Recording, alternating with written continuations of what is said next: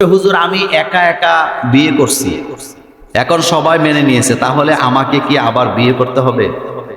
প্রথম কথা হলো, বিয়ে একা করছে, ছেলের ব্যাপারে কোনো আপত্তি নেই, ছেলের গার্জিয়ান না থাকলেও বিয়ে হবে। কিন্তু যেই মাইয়ারে বিয়ে করছে, তোমার বউয়ের গার্জিয়ান ছিল কিনা সেটা হলো প্রশ্ন। যদি তোমার স্ত্রীর গার্ডিয়ান না থাইকা থাকে ওই বিয়েতে, অবশ্যই তোমাকে বিয়েটা আবার নতুন করে করতে হবে।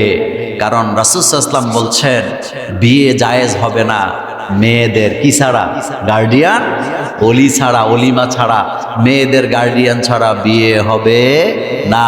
রাসূল বলছেন নিকাহুহা বাতিল, এই নিকাটা কি বাতিল।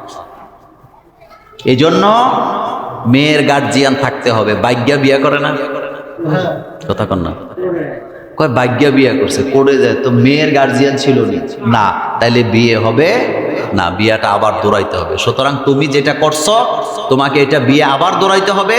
নাম্বার 2, ভবিষ্যতে অন্য কোনো যুবক যুবতীরা যেন এটা না করে, সেজন্য আমরা সতর্ক করলাম।